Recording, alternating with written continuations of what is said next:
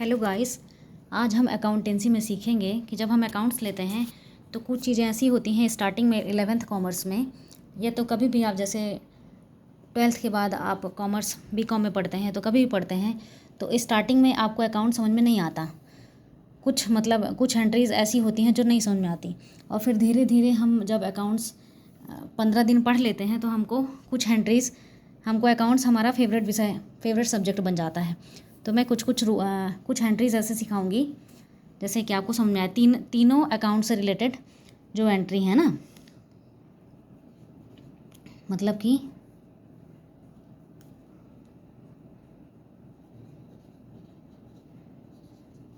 तीनों अकाउंट से related journal.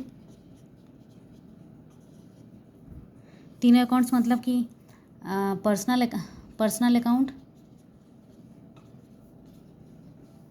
Real account and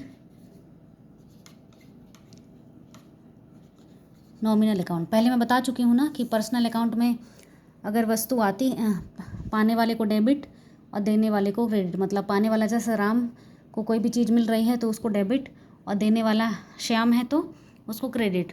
और रियल अकाउंट में वस्तु आती है तो डेबिट, वस्तु जाती है तो क्रेडिट। जैसे मशीनरी खरीदी तो machinery account debit to cash, और मशीनरी बेची तो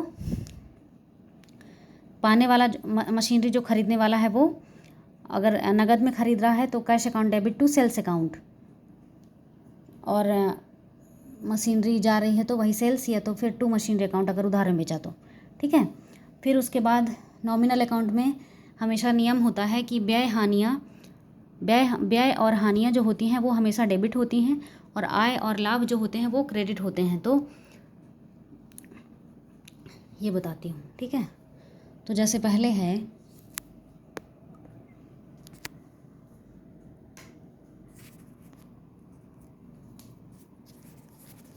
एंट्री है माल दान में देने पर। ठीक है ना। अगर माल दान में हम देते हैं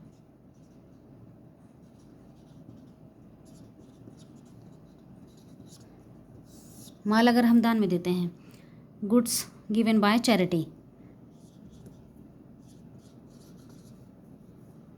गुड्स गिवन बाय चैरिटी। तो देखिए, माल अगर हम दान में देते हैं तो कैश के रूप में भी दे सकते हैं, कैश के रूप में, और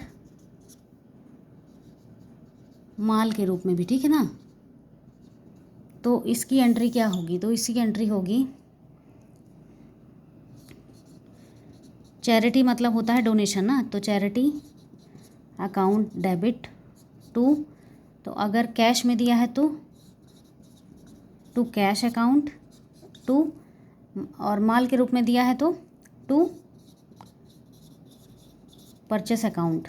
ठीक है। तो जैसे दिया है, मान लीजिए चैरिटी दिया है 5000, तो कैश दिया है 3000, ये दिया है 2000। ठीक। फिर दूसरी एंट्री है ड्राइंग करने पर।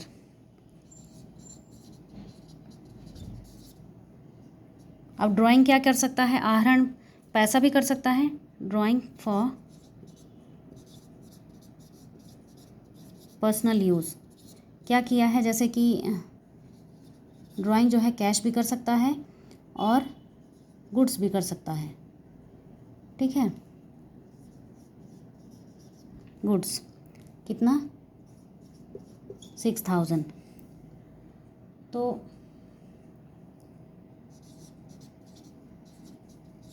ड्राइंग अकाउंट हमेशा डेबिट होता है। Drawing account debit to cash account to, अब गुड्स नहीं लिखेंगे, माल की एंट्री हमेशा परचेस में लिखते हैं। तो 6000 है टोटल ना, सॉरी। तो कैश दिया है 3000 और गुड्स दिया 6000, तो टोटल हो गया 9000 हो गया डेबिट टोटल ड्राइंग, और कैश दिया है 3000, और गुड्स दिया है 6000, ये हो गया। फिर उसके बाद है मशीनरी खरीदने पर, ये है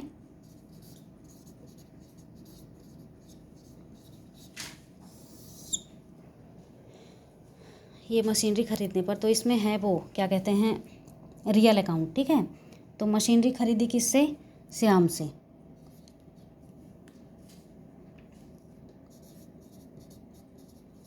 परचेस मशीनरी फ्रॉम श्याम 15,000, 15,000 की मशीनरी खरीदी। अब किस में खरीदी है, नगद में, कैश में खरीदी, ठीक है। तो machinery account debit to cash account, कितना, 15,000। अब देखिए ये रियल अकाउंट का फॉर्मूला है। अगर कैश में ख़रीदा तो मशीनरी आ रही है ना, तो machinery account debit to cash, क्योंकि कैश जा रहा है, मतलब हमारे बिजनेस से कैश जाएगा तो हमारे लिए लॉस होगा। तो वस्तु आती है तो डेबिट, और संपत्ति है ये, कैश जो है वो प्रॉपर्टी है, संपत्ति है। तो machinery account debit to cash, ठीक है। और अगर उधार खरीदी तो इसी से मान लीजिए खरीदी 15,000 की, ठीक है। तो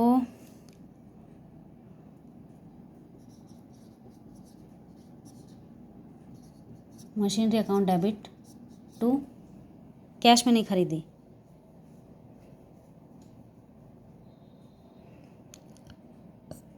श्याम ना 15,000, यहाँ भी 15,000, ठीक। ये है इसकी एंट्री। अब है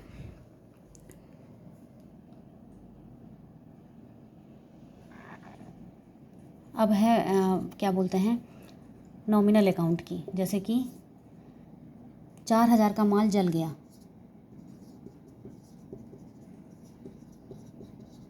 तो लॉस हुआ ये, तो होगा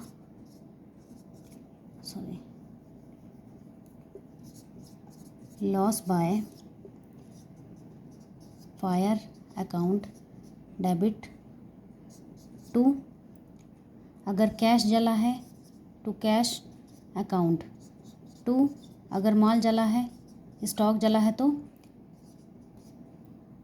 मतलब टू परचेस अकाउंट। कितना जला है, मान लीजिए जला है 20,000 टोटल, जिसमें से कैश है 10,000 और स्टॉक है ये, ठीक। ये हो गया माल जलने का एंट्री, क्योंकि व्यय हानियाँ हमेशा डेबिट और आय लाभ हमेशा क्रेडिट। अब मान लीजिए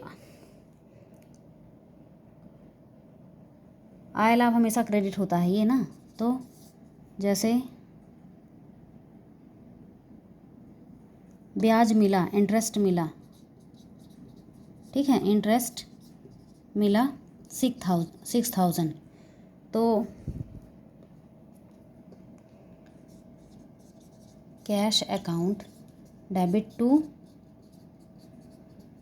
इंटरेस्ट अकाउंट। कैश अकाउंट इसलिए कि कैश के रूप में इंटरेस्ट मिल रहा है, ठीक है ना। तो cash account debit to interest account, तो व्यय हानियाँ हमेशा डेबिट, आय लाभ क्रेडिट। तो इंटरेस्ट क्या है, लाभ है वो, ठीक है ना, इसलिए इंटरेस्ट अकाउंट डेबिट टू नहीं cash account debit to interest account. ये कितना है, मान लीजिए मिला 4,000, ठीक।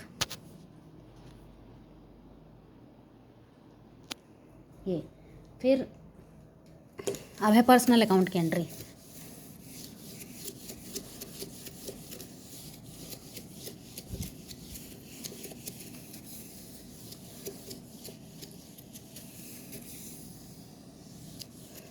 तो पर्सनल अकाउंट का रूल है कि अगर बस इंसान पाता है तो डेबिट, बस पाने वाले को डेबिट और देने वाले को क्रेडिट। तो जैसे कि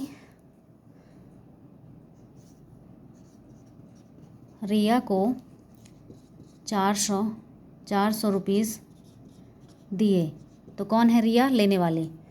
तो Riya Riya's account debit to cash account.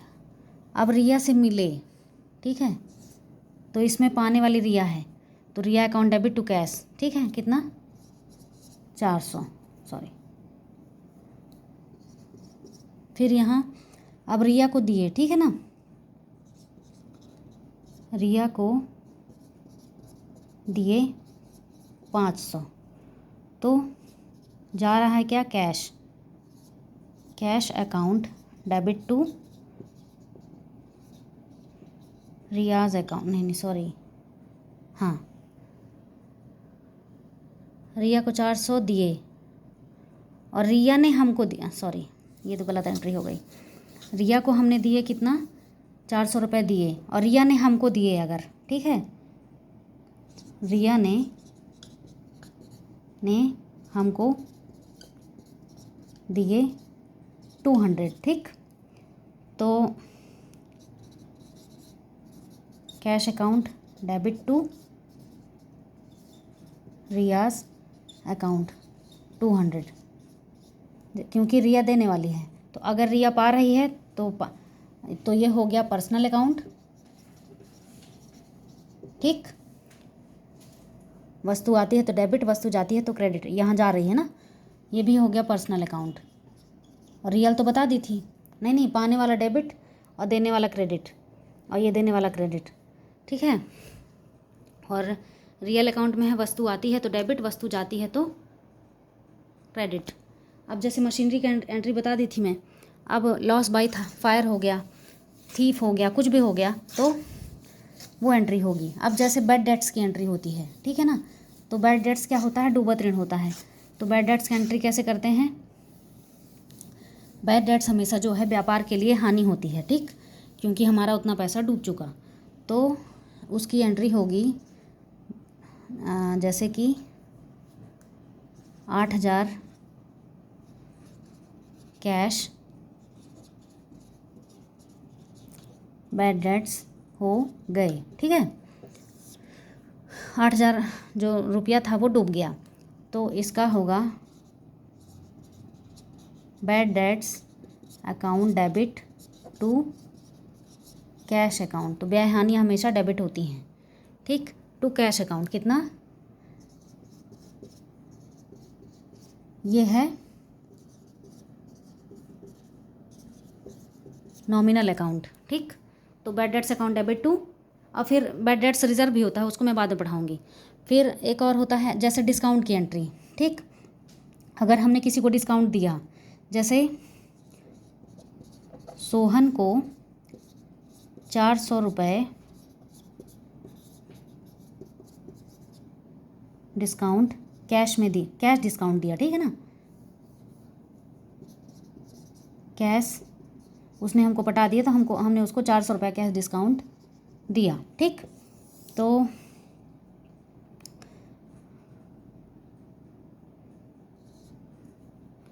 Discount अगर देते हैं तो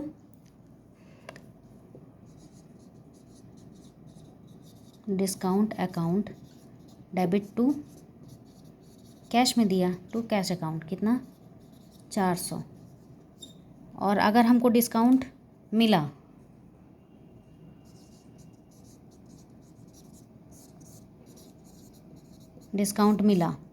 तो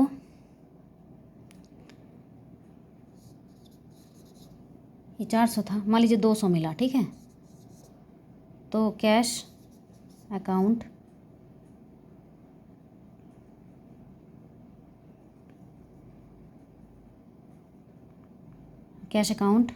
डेबिट टू डिस्काउंट अकाउंट, कितना 200,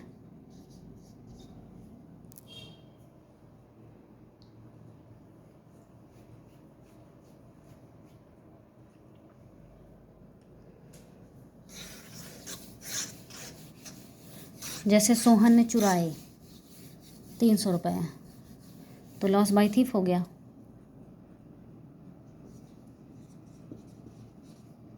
सोहन ने व्यापार से चुराए 300, ठीक, तो loss by thief account debit to, क्या चुराया, कैश चुराया ना, टू कैश अकाउंट, क्योंकि यहाँ माल नहीं लिखा है तो कैश है तो कैश होगा 300।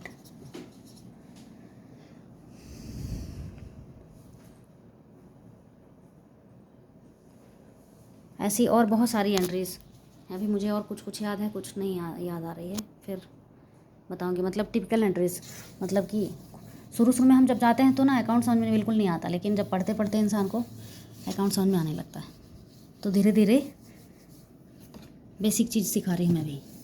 तो अकाउंट्स का फॉर्मूला जर्नल एंट्री में क्या होता है, डेट, ये होता है पर्टिकुलर, लेज़र फोलियो जिस पेज में लिखा है उसकी संख्या, फिर इधर होता है डेबिट साइड का डेबिट अमाउंट जिसको डीआर बोलते हैं, ठीक। फिर इधर होता है क्रेडिट अमाउंट। अब देखिए, पहला डेट जिस तारीख को हुआ, जर्नल ऑफ जिसका बुक में लिखते हैं वो, फिर यहाँ से स्टार्ट करते हैं, पूरा करते हैं, कंप्लीट करते हैं। दोनों का टोटल, लेज़र में दोनों का टोटल बराबर आना चाहिए। अगर लेज़र में दोनों का टोटल बराबर है, इसका मतलब हमारा जो लेज़र है वो, जो हमारा जर्नल है वो सही है। अभी मैंने ये चैनल स्टार्ट किया है। अगर आपको ये वीडियो पसंद आया हो, कुछ वीडियोज़ हैं इसमें, अगर आपको ये वीडियो पसंद आया हो तो लाइक करें, सब्सक्राइब करें और बेल आइकन बटन को दबाना बिल्कुल ना भूलें। Thank you.